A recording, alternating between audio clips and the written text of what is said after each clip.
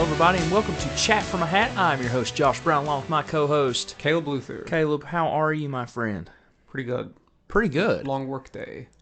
But I'm managing, you know. Speaking of managing, this finally got my job promotion went through this week. So that's cool. More money is never a bad thing. That's true. How's your day/week going? I did not get a promotion, so there's that. Drat. I know. I'm pretty irritated about it, but, you know, it is what it is. You do what you can, and, no, it's okay, I suppose.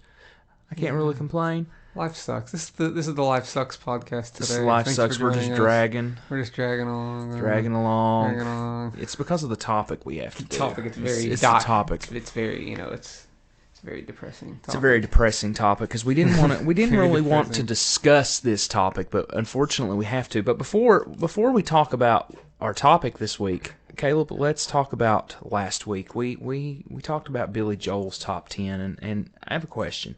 Has any of your thoughts changed? Because I know you've still listened to some of these songs. Is any song shuffled around at all? I'd probably move Summer Highland Falls to 3 instead of 4. That's about it, though. Yeah. I think the rest of them would stay in my top 10. I don't think anything else would come into my top 10 that wasn't there. Yeah, I don't think I feel anything pretty would concrete. change It feels pretty concrete to me. Yeah.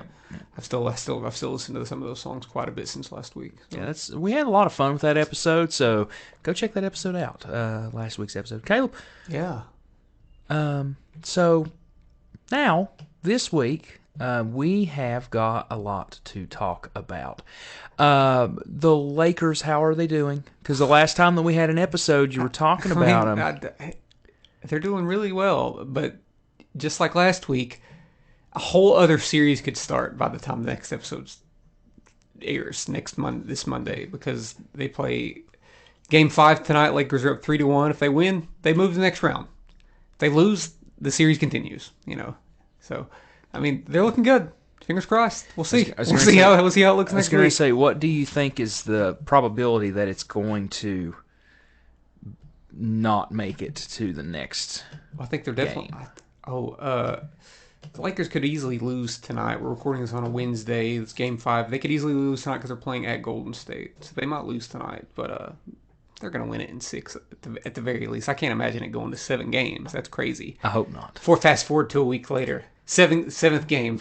Lakers down by 30. They're out of the playoffs. I think they got a good chance. I think they got a good chance to make it to the finals. That would be your worst nightmare. There's a decent chance that it's a Lakers-Celtics finals, which will be great for television. Hasn't happened in a long time, right? It happened since 2010 when the Lakers beat the Celtics in the finals. Kobe's last championship. Don't be talking crap to the Boston people that listen to our podcast. I'm not. They're a good team. They're a good team. They're down right now, but they're down 3-2 and they could still win. So. That's enough NBA talk. NBA's stupid. NBA is stupid. Are we jocks? Jeez, God. I mean, I'm not. I'm an athlete, not an athlete. Athlete. Let's see your algebra. Do some algebra 2 real quick. Okay, so here we go. So on a podcast. So if you take A and we're trying to solve for B, some good trigonometry there. Yeah. I'm gonna start talking about angles. I like not economics, but I like statistics and I like regular everyday math. Probability and statistics class in high school was actually fun. I had fun. I had fun. I had in statistics that class. in college. Now, I had probability and statistics in high school, and it was a lot of pie charts. Yeah. I do love pie. If you've seen me, you know I love pie. I love the movie Pie by Darren Aronofsky. It's his first feature film. Don't know if I've seen it. Have I seen that movie? I haven't seen that movie. Yeah, it's black and white. It's very low budget. Then I would definitely love it, I guess. Yeah. Right before Requiem we'll for a Dream. We'll get more on black and white later. Caleb, what about Guardians? You went and watched Guardians of the Galaxy Volume 3, the final chapter of Guardians. Or at least of this iteration of Guardians. Yeah. I watched it about a week ago. Of course, by the time this episode airs, it'd been out for nearly 2 weeks. But yeah, liked it a lot. There were a couple pacing things, but it's really set really well in my brain. Yeah, I think it's one of the best MCU movies. It honestly, raises a good case of being better than the first Guardians of the Galaxy. If we're just being totally honest, all the characters have all the things to do. They all feel super important. The stakes are very high. Unlike the other two Guardians, it's not like an end of the world scenario. Mm-hmm. It's more of just a small thing, but it's very important and very dire and emotional and still funny, dark. Yeah, it's one of the best. One of the best of the MCU. I'm excited to take my mom to go watch it for Mother's Day this weekend. She hasn't seen it. She's been in Florida, so I'm excited. I'm really excited to watch it again because it's set very well in my brain. So. Cool. So, Caleb, hopefully here very soon we'll be back to our normal recording day and everything won't feel so laggy and behind. But today, actually, excuse me, Dolly Parton announced a new record called Rockstar. 30 songs. Which is a cover of the Nickelback song Rockstar. Oh, God. Exactly. That's on there, right? Yes. Lot of people on this record, lots of covers on the record. We'll breeze quickly. I'm not going to name all 30 songs. Please don't. I'm not going to. Name 5. But some of the but some of the special guests that are on this album. That's more important, I think, is the special guests. Probably. Sting, Steve Perry from Journey, Ann Wilson, Kid Rock. What is he doing on there? Yeah, he is on the record for some reason. Steven Tyler, Warren Haynes, Stevie Nicks, Peter Frampton, Joan Jett, Chris Stapleton, Miley Cyrus, Pink, Brandy Carlisle, Debbie Harry, Elton John, Melissa Etheridge, Lizzo, Rob Halford, Simon Le Bon from Duran Duran, Linda Perry, Emmylou Harrison, Sheryl Crow, Pat Benatar, Michael McDonald, Paul McCartney, Ringo Starr, Peter Frampton, Mick Fleetwood, and Ronnie Van Zant, just to name a few people. That is a star-studded record. It almost feels like a tribute record. Yeah. Which it kind of is, but how do you feel about it, Caleb? What are your absolute pure thoughts? My first thought is that this is a lot of songs. That's a lot of songs. 30 songs is a lot of songs. It's a lot of songs. I'm certainly never going to listen to all of it, but still cool. I'll listen to all of it at least cool once. That someone who's been in the game as long as Dolly is still willing to do something that's maybe a little bit outside of what we've known from her. She's covered some rock songs before, but there's a lot. I mean, there's like Stairway to Heaven's on here. I'm interested in seeing that. I'm interested in hearing that. It's got Lizzo in it. I don't know how that's gonna go, but I'm interested in it. Very interesting. That's not to say the least. The whole thing. I think that's gonna be the one that will be the head scratcher, but it could possibly be like the best song on there. I mean, it's a tall task to cover Stairway to Heaven. Yeah, you should never cover Stairway to Heaven, number one. You should never, ever cover it. And there's some other songs on here that I would look at and be like, why are you covering that? We Are the Champions. We Are the Champions, why are you covering that? Freebird, why are you covering that? Some of them made kind of sense. Yeah. Some of them, I mean, it sounds crazy. I think that the Every Breath You Take could be very well. Here's why it could be pretty good. It's because we were just listening to that little clip of her song that's like viral on TikTok, like the I Like to Cook and I Like to Bake song, and people are like, Dolly Parton sounds creepy on this song. So that song kind of like the context of the song is pretty creepy. Yeah. If she uses that, that elder voice she's developed. It could work. It could work a little different than how Sting did it in the '80s, which sounded almost like a romantic song in the '80s. I have a feeling that she's. I think for her, if she would have done, of course, we haven't heard it yet, so this is just me foreshadowing. If she tries to make a rock album, and it's just like her voice over the same song, almost like karaoke. It's not gonna happen. It's not gonna work. It's not gonna happen because she. Okay, here's what's gonna happen. I can almost predict it. Okay. It's a quote unquote rock album of these primarily rock songs, but it's gonna be toned down. Like, for instance, love Weird Al Yankovic. He got me into music, honestly. But whenever he did parodies of songs, like his parody of Smells Like Teen Spirit, which just smells like Nirvana, the music's the same basically. But it's not nearly as loud and as explosive. Right. And I think the Dolly covers will be similar to that, where there's gonna be electric guitar, but it's not gonna feel as gargantuous, as some of these other songs that have big guitar parts in them. So who knows? They may be. Could. I mean, I don't know. That's just a guess. I think on the record, the songs that have guitar players as the guests, like Richie Sambora and Peter Frampton. Let's see who else is on here. Nikki Sixx and John Five. I think they will be in the forefront, and I believe Freebird will have it will be the whole 9-minute song. Yeah, it's not gonna be as good. Probably not. However, it's not. However, I'm looking forward to it. I will give it a chance. I will give it a shot. I'll sample some stuff from it. Yeah, I'll get a read on it. Caleb, that leads us to this week's topic. Yes, bands that we think. Speaking of Dolly Parton, I'm joking. No, I'm joking. Dolly Parton's overrated. If you like Dolly Parton, you're just as overrated as she is. I like that at the beginning of the episode. You're like, it's not a topic that we want to do, but we had to. It's like we have to do it. We have to do this topic. It's demanded. It's demanded by us. We're the ones who put it in the hat. Nobody asked for it from the hat, which means we have to. We never took it out of the hat, so that means that we must have wanted to kind of do it. I kind of did. I won't lie. So, Caleb, tell us the criteria of. Well, here's my criteria, because I guarantee yours and mine are completely different. I feel like I need to, I have to add this before saying any of this. Is that I don't necessarily believe in the word overrated. And now, to some extent, actually to a lot of extent, I do believe in underrated or overlooked. Excuse me. But overrated, especially in the music world, music's so subjective. Music is subjective. It's super subjective, and I'm not.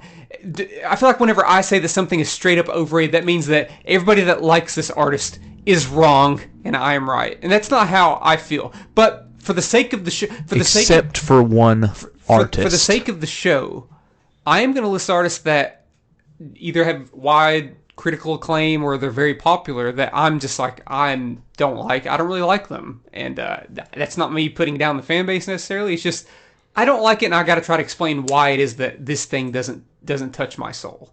And that's my criteria for today's episode. I have to get that out of the way. So I'm coming out swinging. I'm with you on the majority. I know of you that. don't feel quite like I do with the word overrated. But right, that's fine. Right. Yeah. To me, for me, overrated is going to be along the lines of the same thing. Of mostly, the fan base has ruined the band for me. Sure. That's how that's going to go for me. However, I will preface myself with there are some bands on this overrated list that I genuinely like. And I had one that I like. At the same time, I'm just like, no, they're pretty overrated. They're pretty simple. I had one that I like, and it is a stretch because I heard that you were doing it, so I decided to do it. And it is a stretch. It's a stretch, and I probably won't even believe the word that I'm saying whenever I say it. But for that particular genre of artists that I like, there's better. There's better artists. Here's the difference though between you and I as far as music goes too, and we'll preface it with this as well. We do like a lot of the same bands. Some, yeah. Yeah. But when it comes to music, as a whole, you and I are really on opposite ends of the spectrum. Our top 10 albums would look absolutely genre-wise and artist-wise. Yeah. Well, the same thing when we did the top 10 80, or we did our 80s albums. Yeah. We were on completely separate wavelengths when it came to music. Yeah. And funny that we played in a band and we played the same kind of music. Yeah. And that's another story for another day. Caleb, who is your first?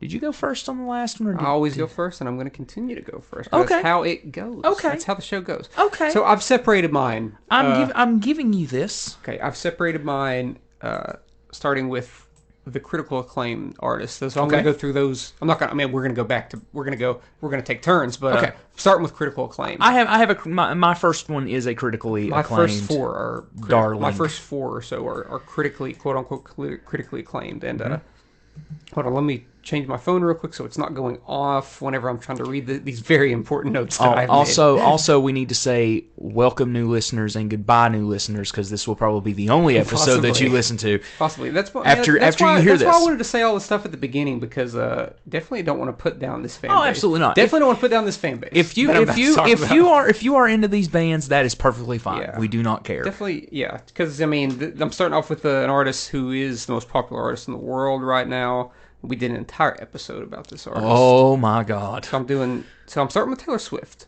Woo! Well, bye everybody. It's been a wonderful podcast. I'm glad that you all have enjoyed us for 19 episodes. Let me reiterate. Now 18 minutes. I don't think Taylor Swift sucks. Don't hate her. Don't hate her fan base. There's nothing about that I hate. It's just her body of work. Not really into it. I have listened to everything. I've tried. I've really tried. Maybe we should change I've really tried. Maybe we should change the name of this episode to bands that we don't really like that everyone else does. I've really tried, and her average Metacritic score, which is a site where they put all the reviews, album reviews. Her average score for all of her albums is a 79. That's very high. That's very high.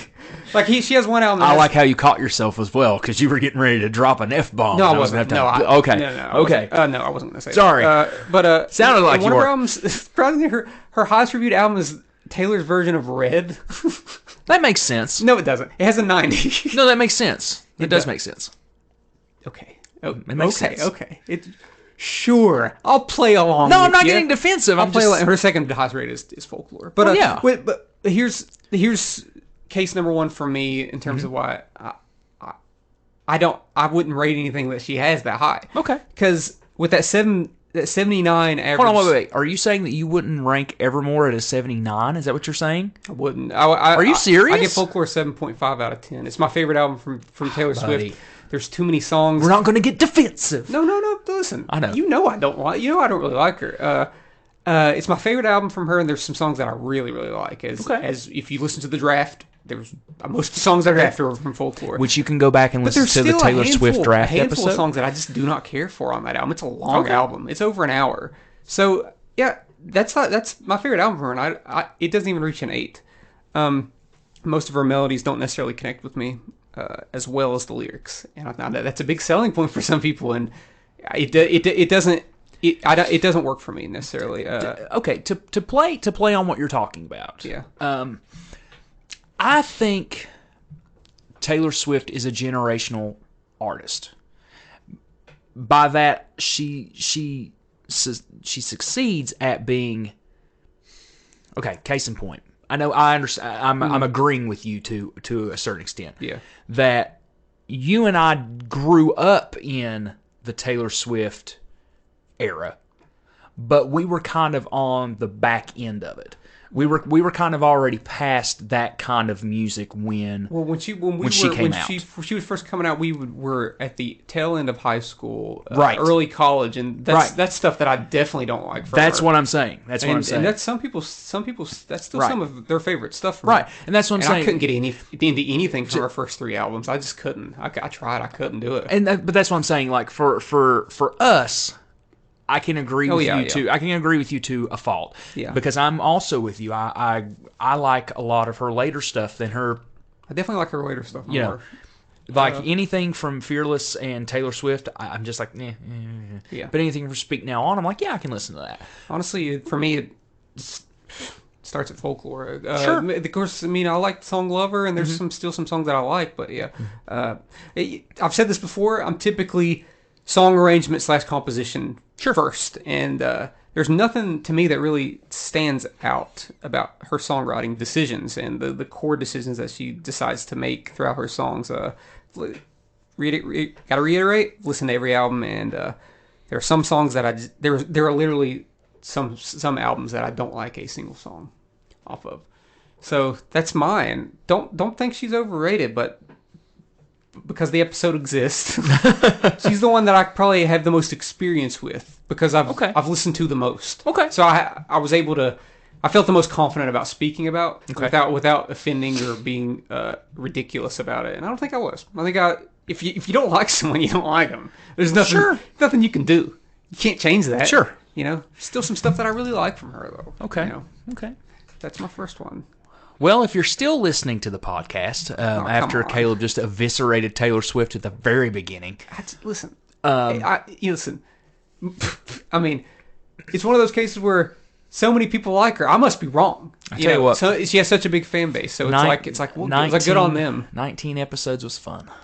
19 episodes was fun. I don't give an F. I said what I had to say. Well, since you're talking about critical darlings, this critical darling that I'm getting ready to say, I'm sure you're going to agree with me. He's probably on your list. Maybe. He's probably on your list. Critical darling. That is Bob Dylan. He's not on my list, no. I haven't listened to enough to even really... You don't have to.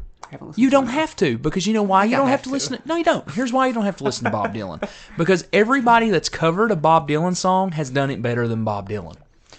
Sure. Because Bob Dylan has the worst voice in the history of music.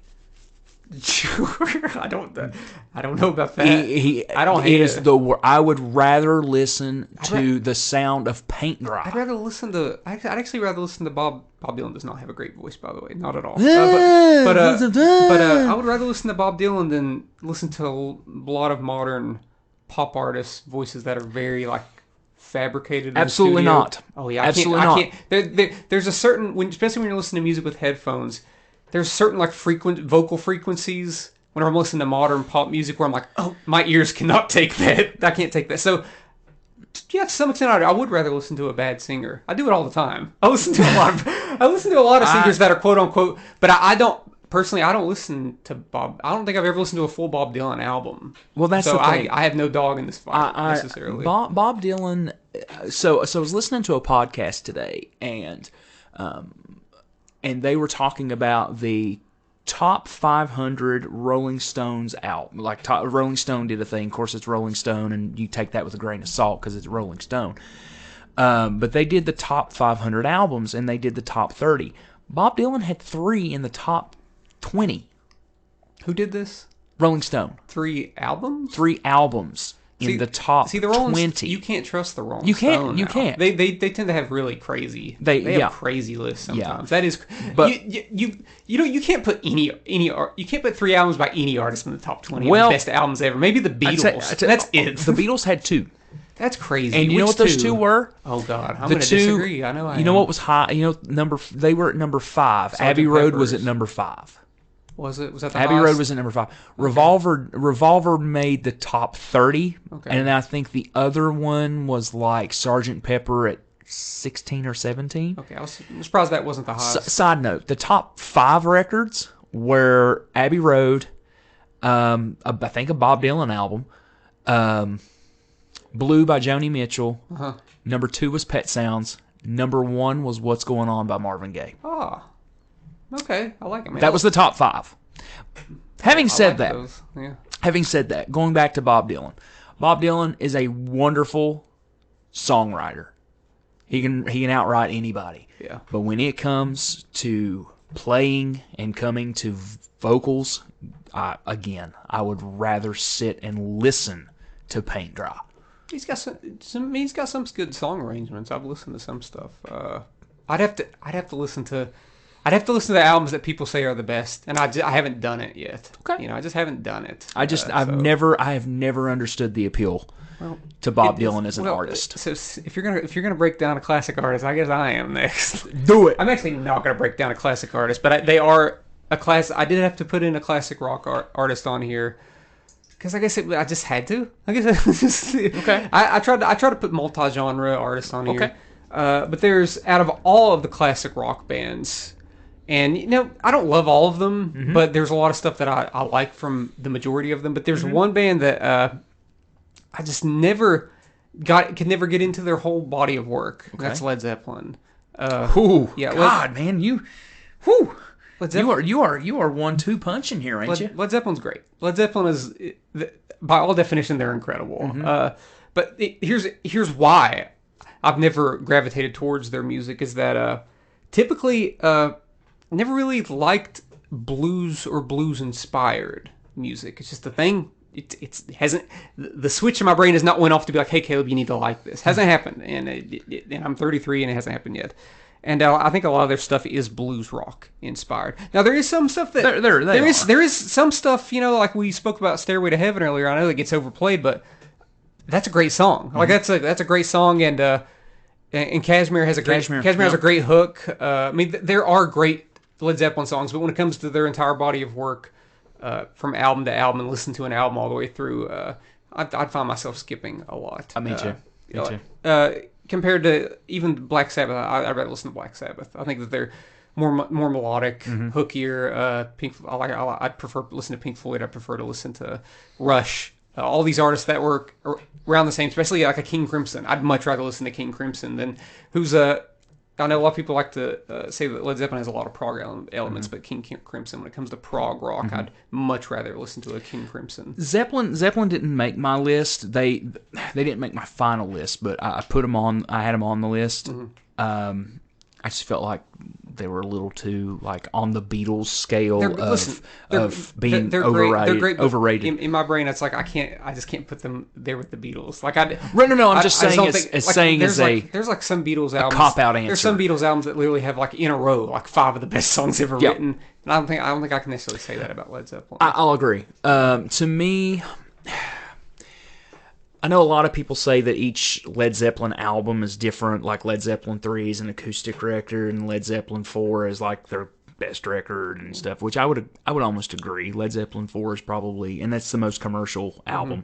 But I'm with you. I'm with you on that of if I'm going to sit and listen to Led Zeppelin, it's going to be the songs that I like. I'm not going to put a record on and just listen to them. Yeah, I haven't been able to. I can't do that. But by all definition, they're great. They 100% deserve the kind of acclaim that they have. Sure. I definitely would never take anything away from what they built and who their fan base is. Not at all. So don't kill me for that one. You can kill me for the Taylor Swift one, but not the Led Zeppelin one.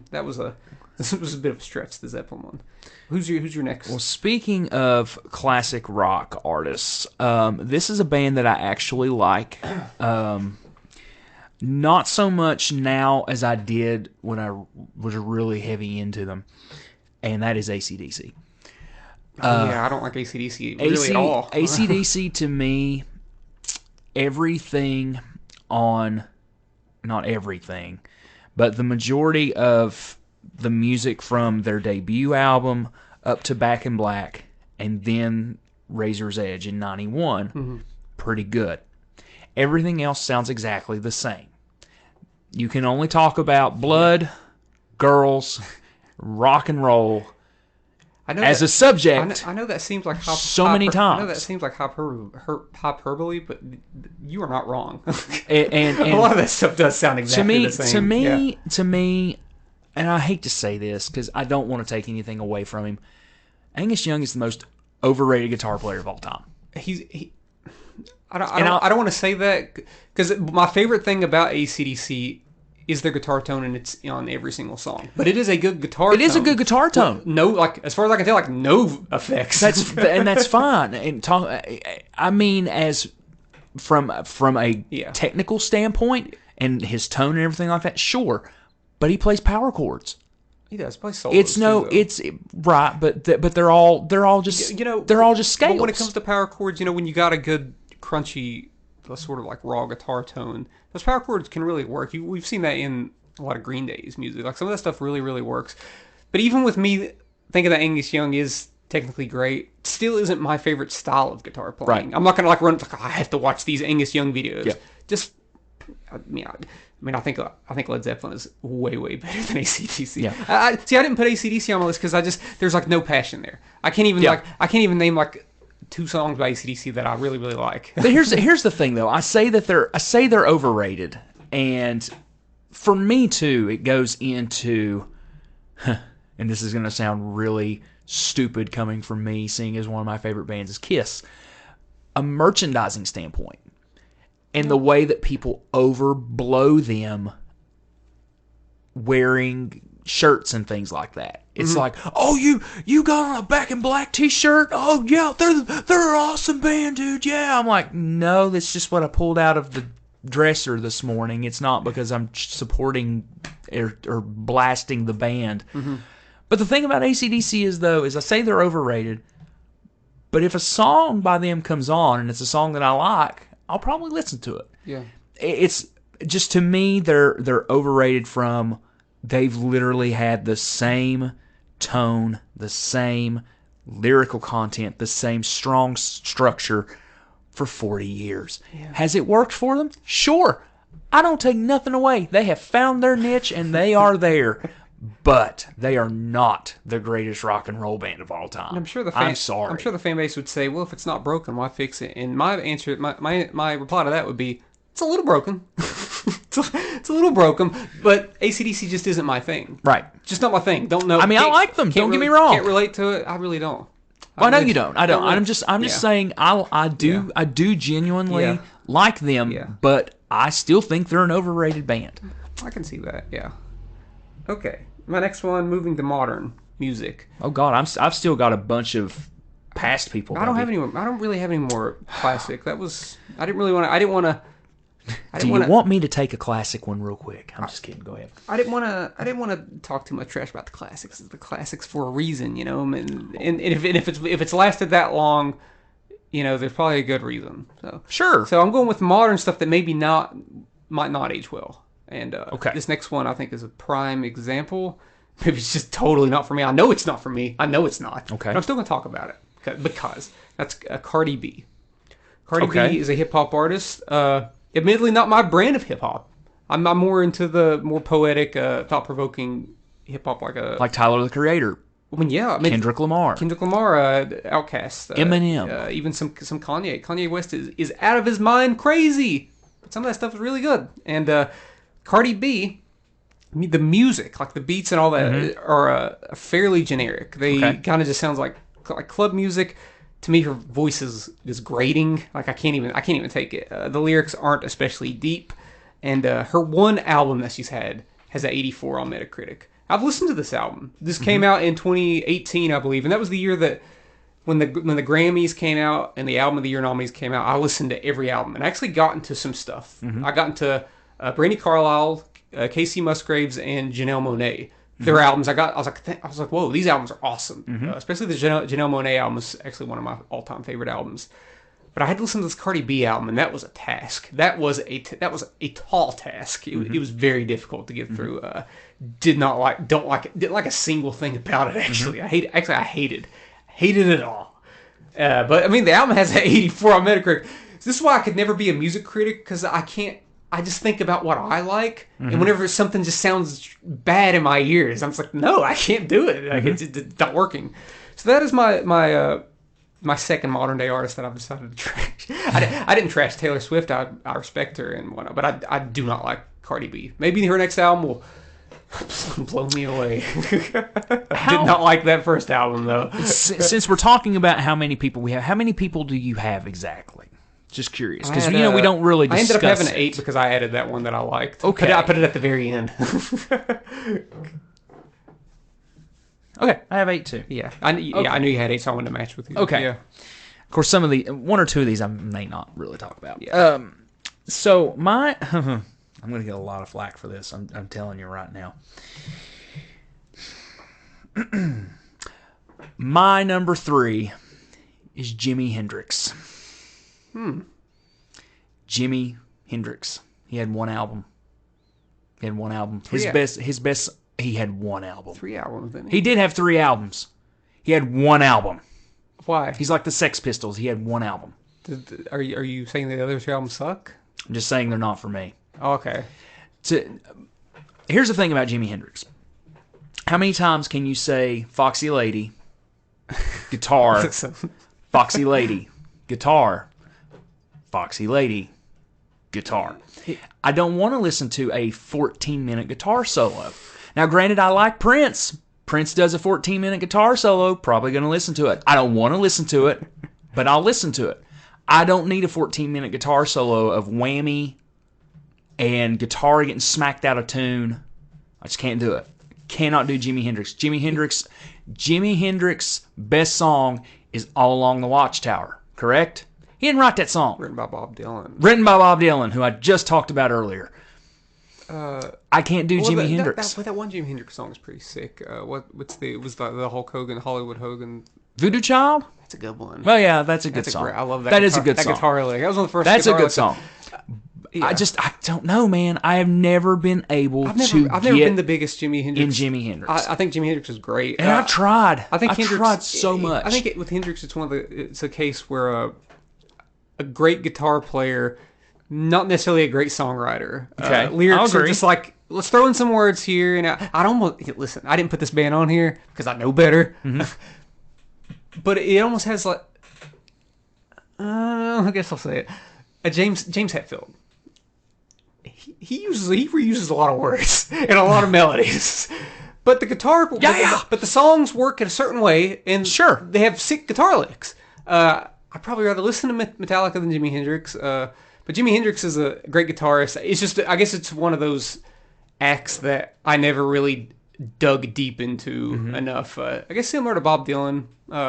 Haven't listened to all the stuff. I guess as a guitar player, he definitely revolutionized guitar playing, especially that specific style of guitar. So I gotta respect that. Yeah. Of course, I will respect what he brought to the game as far as music goes. But it's another one of those cases of a person that died too young, very young. He died at 27. Yeah. So to me, what could Jimi Hendrix have brought to the table moving forward? I guess we'll never know. Exactly. Knows? Who we'll knows? Never know. And he might have moved to more of a prog side because let's say King Crimson's first album came out in '69. There's some pretty wicked guitar and sort of like messy sounding guitar stuff on that, especially 21st Century Schizoid Man. That kind of reminds me of Hendrix a little bit. Just to me, Hendrix is just, his guitar playing felt so erratic. It was definitely different. Yeah, it's so erratic that to me I can't grasp it. Yeah, maybe that's just me, but I feel that I'm joking. I feel that Jimmy is just a tad bit overrated compared to some other great guitar players. Sure. I mean, I can't help it. I mean, that's valid. I mean, yeah. My next one is another modern art. This is actually the last one from my critically acclaimed list. Okay. Actually, I got another one for critically acclaimed, but I'm saving it for last. Okay. This is my last one for critically acclaimed. It's a modern artist. It's Harry Styles. Not into him. Not into the guy. Sweet guy. Nice as all can be. I'm gonna fight you. Talented. On sight. We're gonna fight. Has a nice voice. But the music to me is serviceable at best. Don't listen to this man. To me, it's a. Don't listen to me, to this man. It's a little soulless. Don't listen. Excuse me. It's a little soulless, and to me, the complaints that sound, the complaints where people say that it sounds like commercial music aren't completely wrong. I have a hammer. Aren't completely wrong. I do have a hammer right now. And most of his albums he's had 3 albums, I believe, aside from the One Direction stuff. I see the hammer, okay? Let me continue, sir. I'm going to break your hand. I'm allowed to not like stuff that's critically acclaimed. And the 3 albums, they're all like very good reviews. How he just won a Grammy for Album of the Year. How dare you? Not into it, man. How dare you? And here's what I had to go along with that. I'll let you have your moment. So there's a guy on TikTok. His name's Sam Johnson. I believe the TikTok channel is Sam Johnson Music. Not a sponsor. And he takes the isolated vocal tracks of primarily like modern day stuff, like new stuff that's come out over the last year or two, and adds new music to it. Usually with more intricate chord changes. And he did it with like Anti-Hero by Taylor Swift, and he did it with As It Was. And I believe he did it with the that Flower song by Miley Cyrus. And to me, he made all those songs way more interesting. And I was like, so it clearly has nothing to do with any of their voices, right? Like at all. Like I think their voices are all great. I had no problem with that. When it comes to the composition, if there was more interesting decisions behind the chord changes, and I would certainly listen to the music a lot more. Okay, I'm just going to let you know. I see Nancy lurking in the background, and she might come in here and fight you. Have you been listening, by the way? Oh, listen. Just a real quick recap. Caleb's first one right out of the box, Taylor Swift. I mean, that's fine. It was not. I was The very one nice. he just talked I was about, very nice about it. Harry And Styles. I was very nice about that. I'm going to hit him with a hammer. I was very nice. Josh was very rude about Bob Dylan and Jimi Hendrix. I was very nice. I was very nice about these artists. To be fair, though, the world is very oversaturated with Taylor Swift and with Harry Styles. That's I can true. understand it. That's true. Yeah, I mean, Harry's house has no skips, though, so none. Zero. I have a hard time. There's my second I have a hard album. time finding a song I want to listen to. No, but seriously, the same. I'm gonna murder him. This Sam Johnson guy, like, he doesn't have that many followers, and I'm always like, I want to message him, like, dude, it's like, make more of these videos, because they're usually like a minute. It's just like the chorus usually of the songs. Like, man, I would listen to these. Like, if he uploaded a full version of the song, I would actually listen to this song. This makes Anti-Hero, like, I know people think it's a banger. That his version makes it like a straight up banger. I'm like, oh man, this feels so. It feels almost darker to an extent, but it almost has like a yacht rock kind of element to it. Like, and you know what's funny is that there is a just to kind of sidebar on it real quick, because I know that's the beauty about our podcast. We get off track really fast. Sure. There's like YouTube versions of Taylor Swift's Midnight's album that are like rock songs. Like that, some persons like just re-recorded all of the. But is it the same chords though? I think it is. It might be, but it's still it's a different feel, and it makes that song different. Yeah. It's still the same composition. I love that kind of stuff, though. I'm with you. Now, I really do. I like when they completely obliterate the song and change it. The artistic integrity. And somehow it still works with the vocal melody that they've created. I'm like, all this works. All this is beautiful to me. I love this. But yeah. Well, that was my last of the critical. I'm moving on to my next ones are ones that I hate, and they can go wrong. I have two more that are critical acclaimed darlings, and they're kind of okay. We talked about it last week. Nirvana. Yeah, I figured you was going to talk about Nirvana. I cannot for the life. And guys, I've tried. I've tried so hard to get into Nirvana. I have tried so freaking hard to get into Nirvana. I cannot stand Kurt Cobain's voice. I cannot stand it. It's drony. And I listen to you too, y'all. Though, but he's kind of screamy. But I mean, it's just. I guess whenever it's like the lower. And then the songs, screaming. You know me. I don't like music that is just screaming. I don't like it. I do like that kind of. I like the passionate screaming. I don't like the almost programmed that you hear in like metalcore. I can't tell you. Oh God, I cannot do that. But whenever it's like a scream that's like in a punk sensibility, where it's like naturally like it sounds like anger. Yeah. That's why I like Kurt Cobain. Now Nirvana is not my like. I really like Nevermind and In Utero. In Utero is just madness. But they're not my favorite albums. There's other albums from that era. Like I felt like Nirvana. They'll even admit that they stole a decent chunk from Pixies. So I prefer Pixies way more than I like Nirvana. But here's my thing to why they're overrated to me. The Nirvana wasn't the only band that came out at that time that was doing that kind of music, and a lot of those songs from some of those other artists like Alice in Chains, Stone Temple Pilots, Pearl Jam, I would listen to them before I would ever put on a Nirvana record. They're all considered grunge acts, but I think those other acts, especially Alice in Chains and Pearl Jam, are a lot more like technically sufficient. Exactly.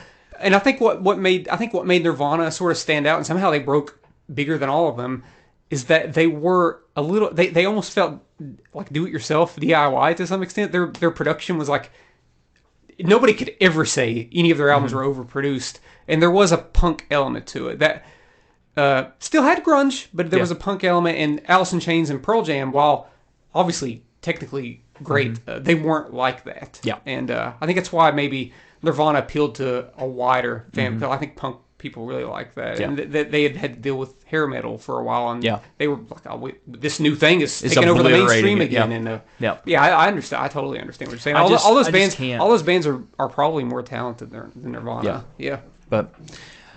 And again, I think it's another one of those, and I'm sorry, I know I'm going to alienate some people, but I think people idolize Kurt Cobain only because he died so young. Well, sorry. it's one of those things I don't know. Well, I wasn't there. I mean, I was 4 years old when he died. Even today, people. I mean, I guess the music. I mean, some of the music really touches me a lot, but it touches some people way more than it touches me. No. And I don't know. It's just me. Yeah. I think Nirvana's overrated. Always have. I just cannot get into their music. I can't. Screw you. Okay. I'll tell you what. You're gonna defend Harry Styles, talking trash about Jimi Hendrix and Nirvana. Hey. No, I get it. I knew you didn't like Nirvana. You're okay. You're definitely gonna know I don't like the next artist. I guess. I mean, you definitely. You're gonna. Know. Okay, we're gonna join in on this next one. Me and you together. Oh no! Yeah, sorry. Let me do my other one first. Okay, do it. Just do it, because the next one you definitely have. You 100% have this next one. I'm scared of this one because I'm afraid that everybody under the sun is going to be like, "You're an idiot." You should be, because you don't get it. I don't. You don't. And again, it falls. Scotty. This falls exactly and every bit on the vocalist as well. Huh. Okay. Guns N' Roses. Okay. I didn't think that's what you was going to say. Dude. What did you think I was going to say? I 100%. I wish I would put Guns N' Roses on mine. I don't like Guns N' Roses. Let me tell you something. Yeah, Guns N' Roses. I think that by the definition of what we're saying, I do think they're overrated. Critical darlings. Appetite for Destruction, Use Your Illusion. But here's the thing. Yeah. Appetite for Destruction is a damn good album. There's elements that I like. It's a damn good record. Like I think Sweet Child of Mine has good elements, and even Welcome to the Jungle has good elements. I don't know, man. But here's my thing. After that record, they have a few songs. That's it. That's like it. November Rain. Yeah, is probably I think it's their best. And song. it's just like after Appetite for Destruction, you're picking and choosing. Yeah. You're picking and choosing. I'm not into it. Slash, absolutely fantastic guitar player. He's pretty good. Yeah, he's good. But Axl Rose, my God, it's one of those things where you look at and people are like, but he has so many octaves vocally. Like, why doesn't it? Then why doesn't it sound? Why didn't he use them? Why doesn't it sound appealing to my ears? Yeah. He has so many. Just because they're. And what's the band that sang the song Epic? Faith No More. Faith No More. They say that his vocal range is whatever, but whenever I hear it, I'm like, this is not a vocalist that I'd want to hear. I don't think. There's a difference. I understand that he's doing all these different things, but that doesn't necessarily translate to a great vocalist to my ears. Yeah, and to some people it does. But Guns N' Roses, I've never been into Guns N' Roses. Yep. And now that you mention all that, even though they're not necessarily like these bands, I'll throw in nearly every single hair metal band on this list. I'm throwing them all on here. I'm throwing Motley Crue and all those bands on here. I think that they're all overrated. Motley Crue, Poison. Don't like any of them. I don't like the genre. But yeah, what else do you have to say about Guns N' Roses? That's pretty much it. Okay. The musically, I think they're talented. Musically, I think they had good songs. But Axl Rose, to me, absolutely kills the band. And I'm sorry, if you don't have a good vocalist or a vocalist that appeals, then I ain't into you. He's doing a lot too, and I'm like, ugh, I don't like that. To me, he sounds like nails on a chalkboard. Sometimes I'd rather hear a vocalist that's not trying that hard, because at least there's nothing that's going to over extreme to something that's like my ears. That's yeah. All right, Caleb. I know where we're going. Okay, this next one we definitely have. We don't like him. We've talked about him, and maybe a couple episodes ago, right? And that is Morgan Wallen. Absolutely. I don't think he's necessarily critically acclaimed overrated, but his albums don't have the worst reviews. His albums don't have that bad reviews. No. This is more along the lines of Appalachian culture and his fan base think that he is the greatest. He is the savior of country music. I was talking about Black and White earlier. Do you like your country music with a little bit of racism? Okay. Oh, what do you mean? You've never made a mistake. Here's my case on Morgan Wallen. Go ahead. Genuinely, I'm just going to let you have it. Genuinely not a fan in the slightest. Don't like him. His newest album has 36 songs on it. Oh my God. Okay. If I was forced, we just couldn't stop writing. If I was forced to either pay a $20 fine or have to listen to the entire album, I'd probably pay the $20 fine. I just I could not sit through that. It is long. It's 2 hours. It's 2 hours plus. It's ridiculous. Couldn't do it. And I don't like his music. Ridiculous. I've listened to more than a handful of his songs, or at least tried. Mm-hmm. And I'm like, wow, what's so special about this? This is just some. I'm a good old boy from from a little old town. I got a dumb haircut, and people love me. People's gonna pay the big bucks to come watch me. Not a fan. I don't want to go too hard on his fan base, whatever. But I just don't like him. Don't like his music. Morgan Wallen's best song is a cover song. What is it? It's "Cover Me Up." Who sings that? Jason Isbell. Oh, okay. It's Another country. That is his best song, and it's a cover song. And I'm sure it's not as good as the original. Good Lord, okay. no. Okay. And what's funny is, if anybody doesn't know, when his whole racial thing came out that he did, the video, all of that, Jason took the money that he was making off of the royalties for that song, and he gave it to charities.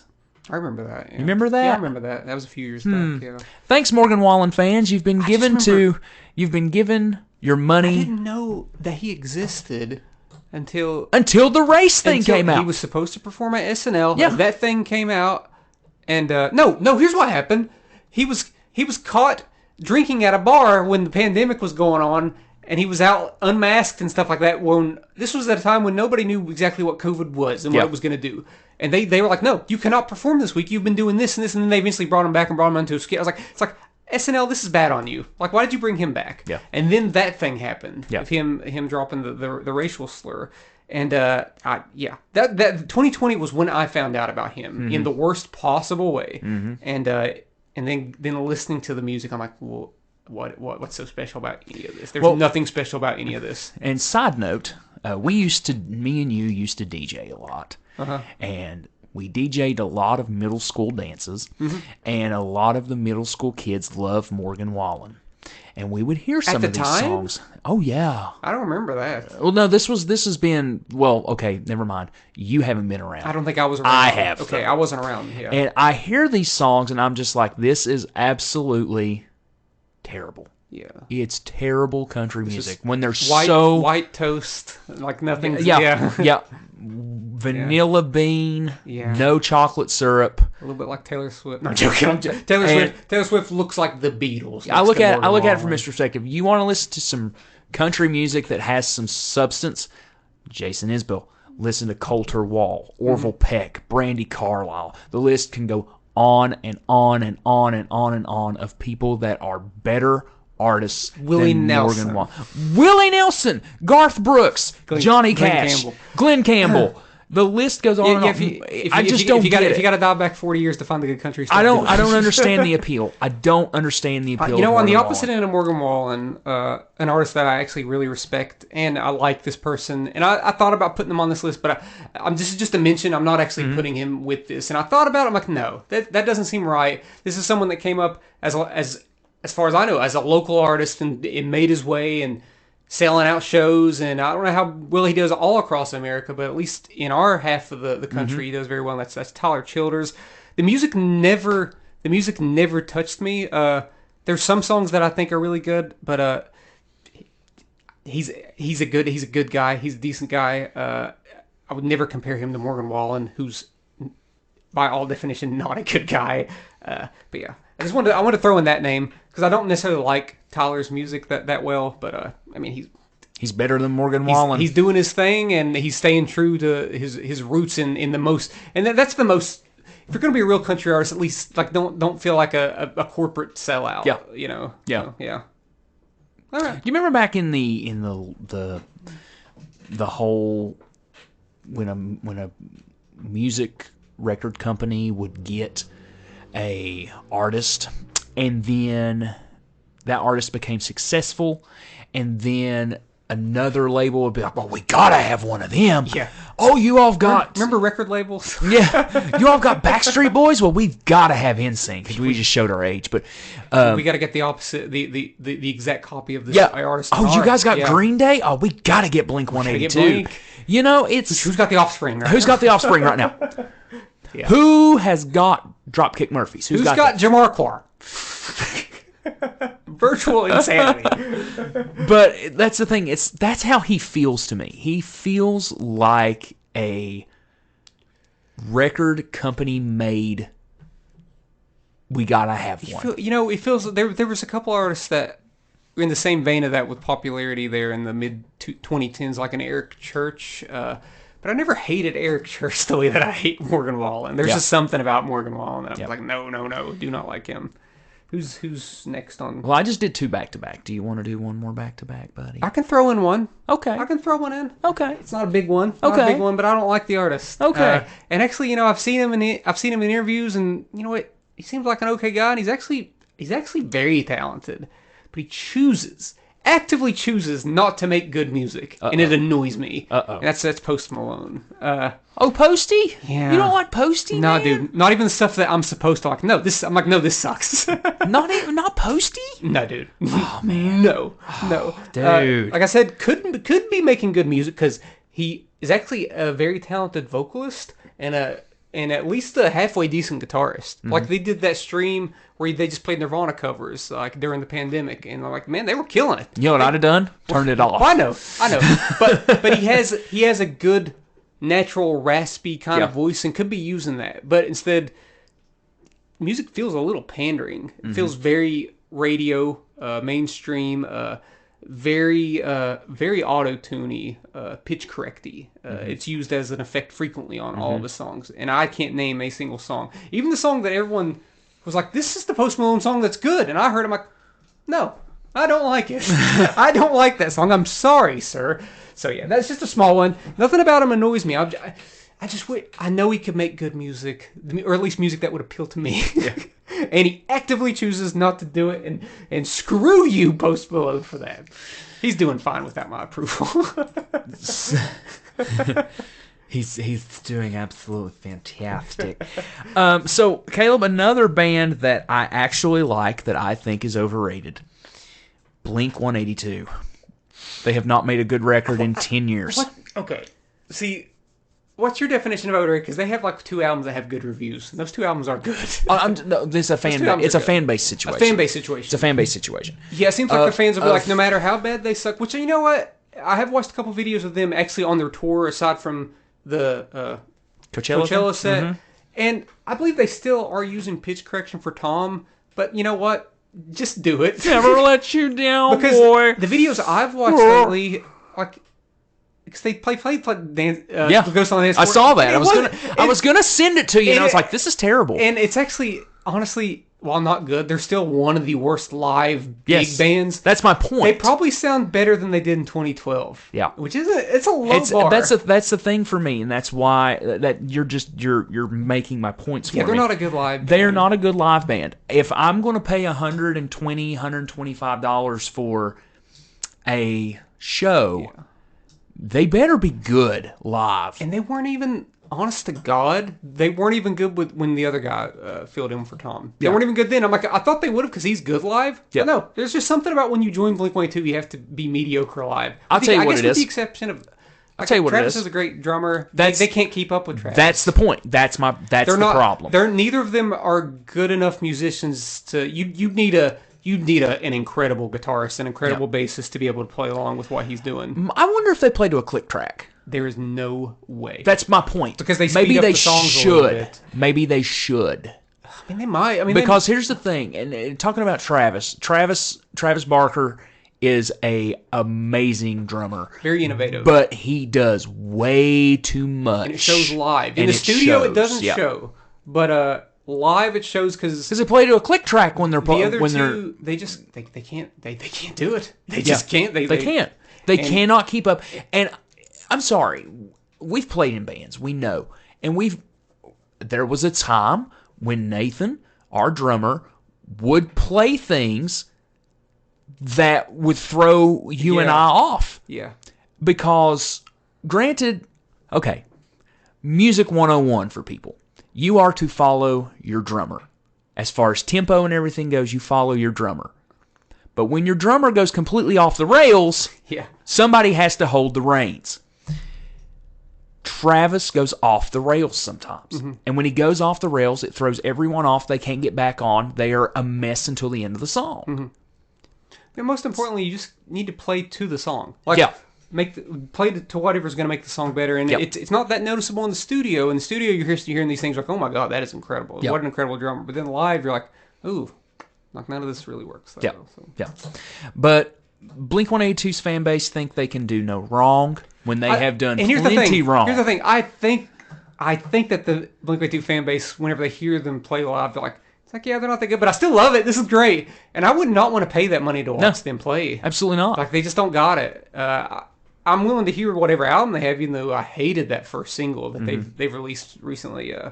But I'm willing to hear because their last album with this lineup I liked. Neighborhoods was pretty good. Get the rope. Yeah, that song sucks. It's terrible. Yeah, sorry to say it, folks.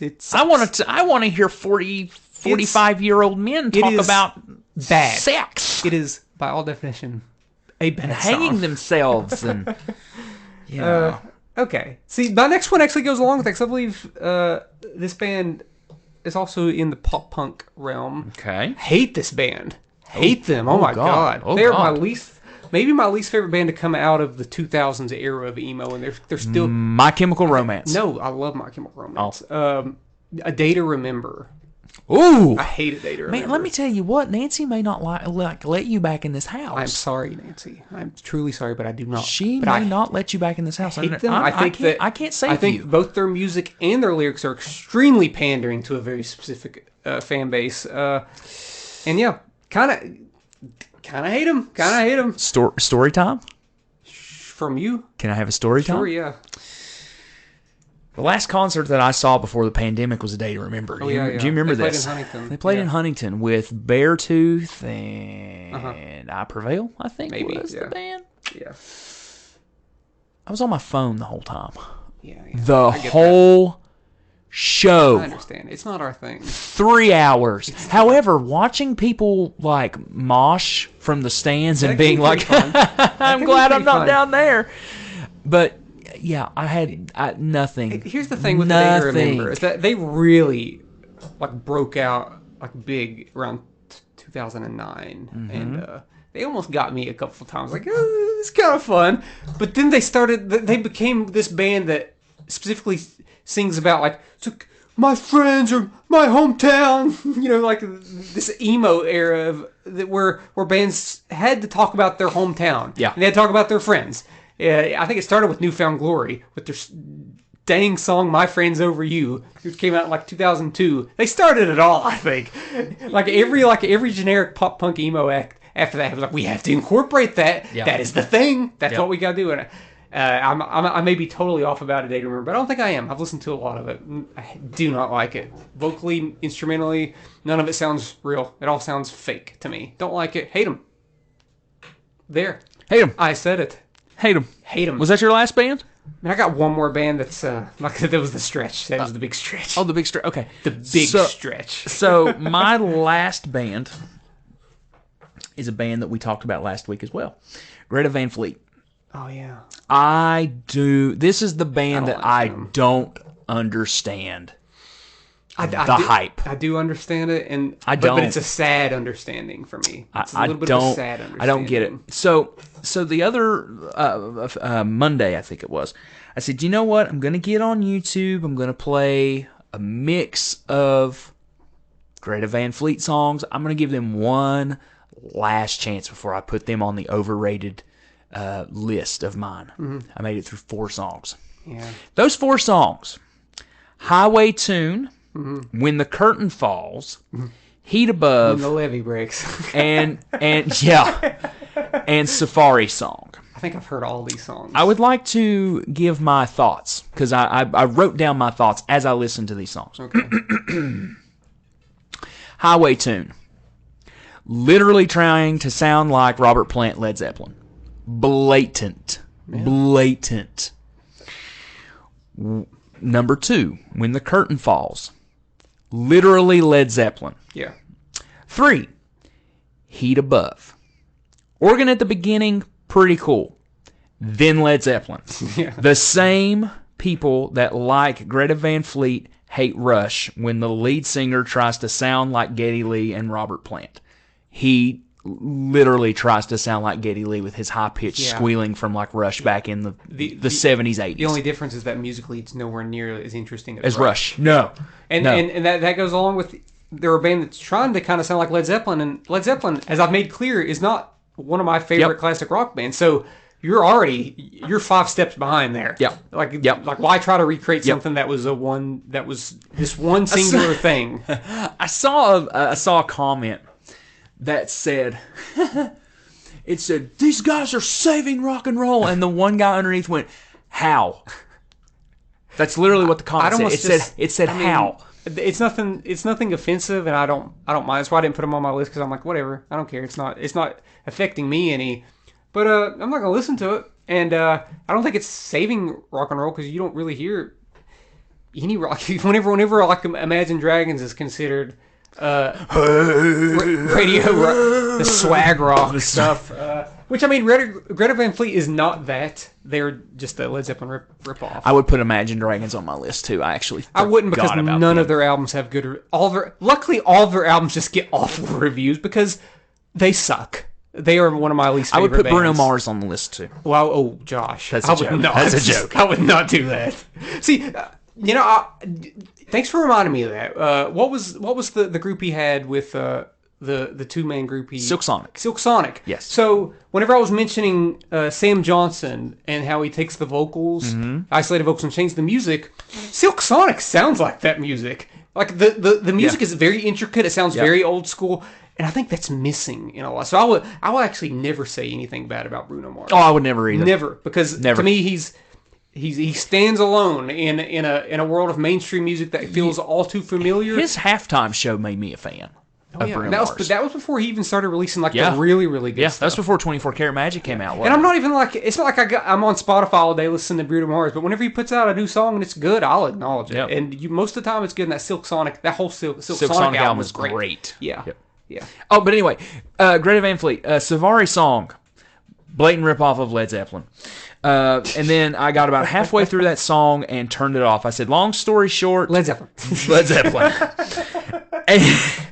Literally, long story short, LZ. I guess there is some Rush elements, but the more of the boring elements of Rush. The Rush elements that I picked up on was the vocals mostly. And you know what the worst part about Rush is?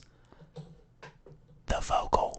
And I absolutely do not hate the vocals. I don't either. I think it works. But for that's that the brand worst. Of like geek nerd rock kind of music. That's the worst thing about Rush. And again, it's the same people though that will sit and worship the grounds that Greta Van Fleet walk on, say that Rush is a terrible band. Oh, Rush is incredible. Yeah, I'm sorry. You take anything from Roll the Bones or Presto or anything like that, it's better than Greta Van Fleet. Those albums are good. Yeah. Everything on those records are better than anything Greta Van Fleet. With exception maybe like the very first Rush album, which I don't love. I think all their albums are kind of good. So a lot of different stuff there. A lot of different stuff there. They are. My final band. Your stretch. I don't want to do it now. No, too bad. Because after you named the bands that you quote unquote liked, I'm like, did he really like those bands? Actually, I love this band. I do like the bands. No, that I love this band and. I mean, there's some of my favorite albums by some of this band. Like one album in particular was like a top 20 album. Did you put Radiohead on the list? No, I would never. Do that. No, okay. I'm putting Pavement in here.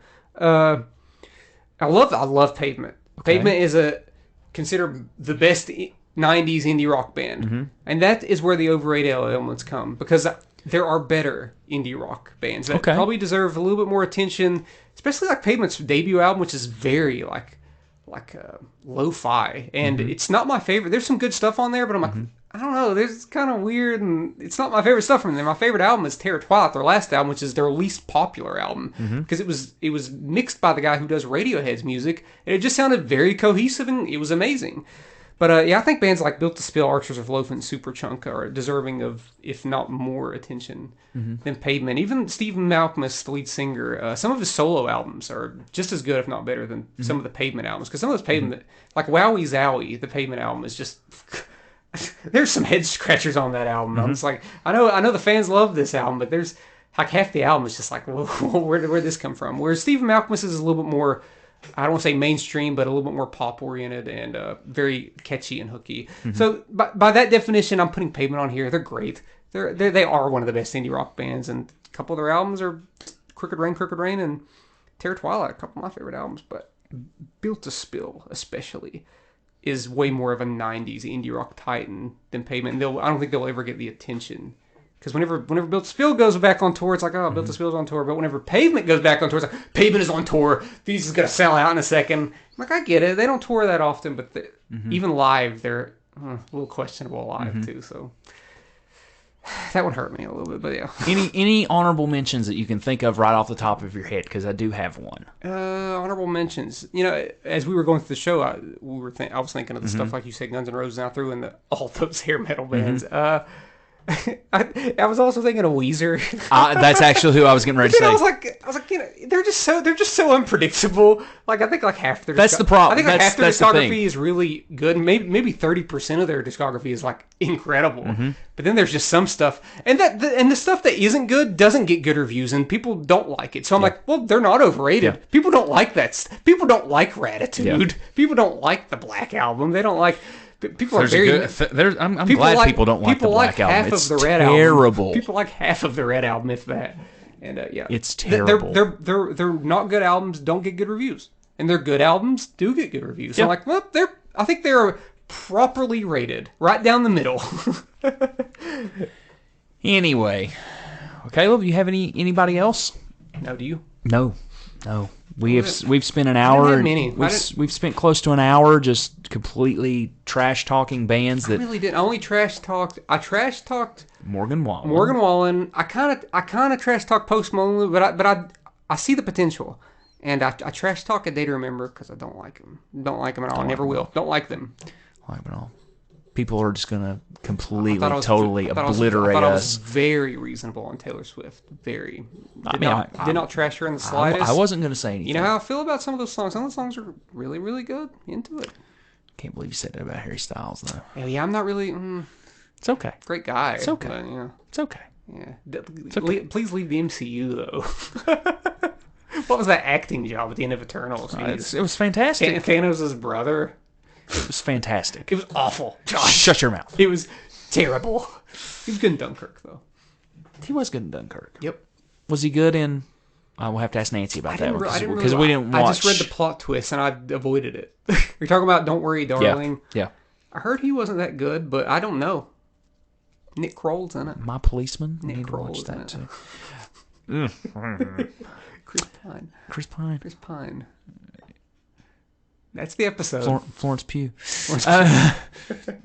Go check it out. Yeah. Not a sponsor. Caleb, where can people find us?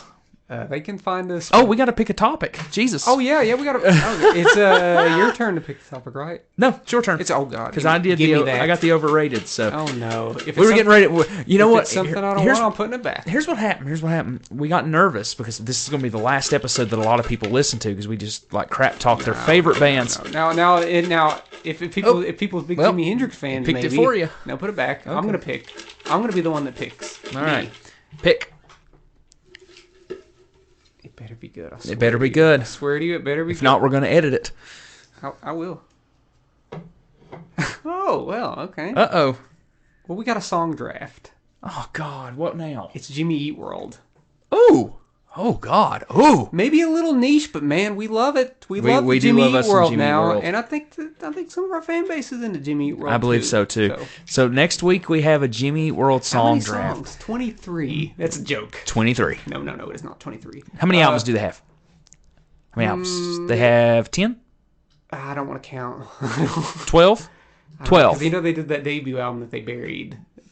Debut, Static Prevails, Clarity, Bleed American, Futures, Chase This Light, Invented, Damages, Integrity Blues, and it's 10.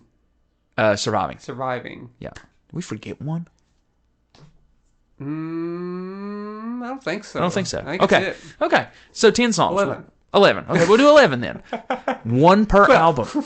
One per album. No, that's not how it's working. It ain't gonna be like that. Folks, let me tell you something. I'll go ahead and tell you right now. The middle If It's not you're gonna get expecting the drafted. middle, it's not going to get I'm drafted. drafting my favorites. I don't care about what. Dude, I'm I don't give a crap about who Here's you the all thing. vote for. I'm Here's the voting thing. for my favorites because I know what the best Jimmy Eat World songs are. Here's the I thing. know. Here's the thing. That one's going to be fun because a lot of people are going to be digging through some deep tracks. Yeah, the because deep tracks are the some deep of the cuts best. are some Even of the some of his later best. songs are pretty. I don't know. With 11 songs, I don't know if they'll get drafted though. Jeez. Yeah, that's going to be hard. Okay. 15. I have to think about 15. this one. 15. Good week for Spotify. My Spotify. 15. I believe it's coming up. Let's do 15. 15's too much. 15. Nah, I don't want to do 13 because that's what we did with Taylor Swift. We can do 12. 12? Yeah. Okay, 12. That's about it. That's an NBA roster. 12 Okay. players. 12 players, 12 songs. Caleb, where can people find us? If they're still They listening. can type us by chatting By chatting in top from a hat. by typing in Chat From a Hat on Facebook, Instagram, Twitter, and even TikTok. Yeah, we're on TikTok now. We got a couple TikToks. We're getting ready to make one here in just a minute, actually. We're not, but- you can email us at chatfromahatcast@gmail.com, and you can listen to us wherever you listen to podcasts. Podcasts. Am I forgetting anything? I don't think so. Maybe. Who knows? If you're still listening, thank you for listening, and we will talk to you next week and draft 12 Jimmy Eat World songs apiece. That one's going to be so much fun.